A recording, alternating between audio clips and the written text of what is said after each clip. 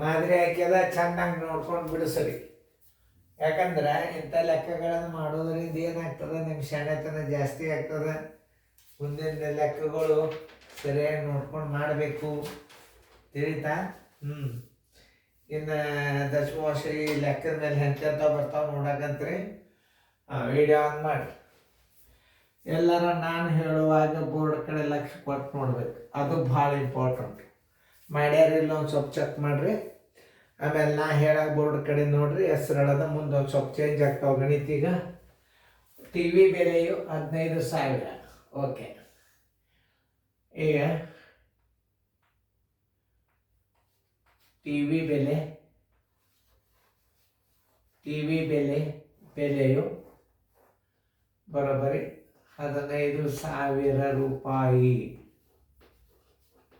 Computer ಬೆಲೆ ಸರಳದಾಗಿರು. ಕಂಪ್ಯೂಟರದ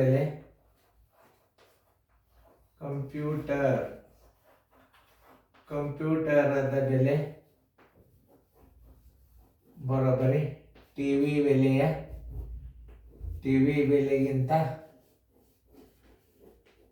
ಬೆಲೆಗಿಂತ ಎಷ್ಟು? 10,800 ಹೆಚ್ಚು ಇದೆ.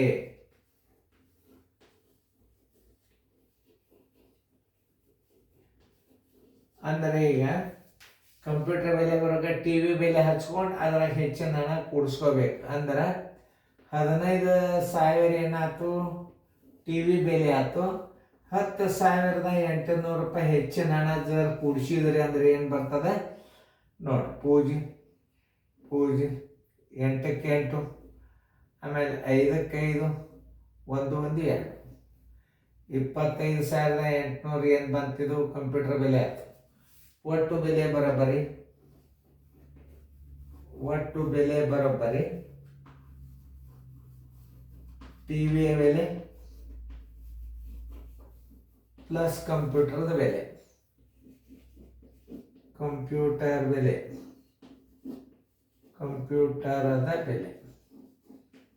ಅಂದ್ರೆ ನಿಮಗೆ ತಿಳಿತದೆ ಏನೇನು ಕೂಡಿಸಿದ್ರೆ ಸರು. ಟಿ ವಿ ಬೆಲೆ 15,000 ಅದ. ಆಮೇಲೆ ಕಂಪ್ಯೂಟರ್ ಬೆಲೆ ಎಷ್ಟದ? 25,800 ಆಯಿತು.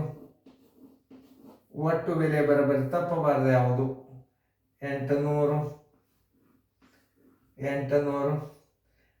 ಆಮೇಲೆ 5ಕ್ಕೆ 5, 5 5 10, 800. 5 5 10 ಎಲ್ಲ ಬಂತು. 1 3 1 4, 2 ಕೂಡಿಸಿದ್ರೆ ಎಷ್ಟಾಯ್ತು? 40,800 ರೂಪಾಯಿ ಆಯ್ತು.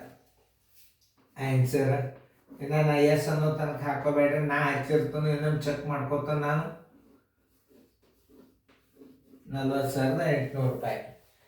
40,800 ರೂಪಾಯಿ ಬಂದಿತ್ತು ಅಂತಂದ್ರೆ ನೀವು ಉತ್ತರ ರೈಟ್ ಹಾಕ್ಕೊಡ್ರಿ.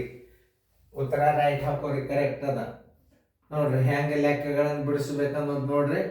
ಮುಂದೆ ನಿಮಗೆ ಚೌಕಾಕಾರ ವರ್ಗದ ವಿಸ್ತೀರ್ಣ ಕೊಟ್ಟು ಭುಜದಳತೆ ಕೇಳಿದಾಗ ವರ್ಗಮೂಲ ಲೆಕ್ಕಗಳು ನಿಮಗೆ ಕಂಟಿನ್ಯೂ ಆಗ್ತಾವೆ. ಈಗ ನೀವು ಪರ್ಫೆಕ್ಟ್ ಹಾಕೋತ್ ಹೋಗ್ಬೇಕು ಇಂಥ ಗಣಿತಗಳನ್ನು.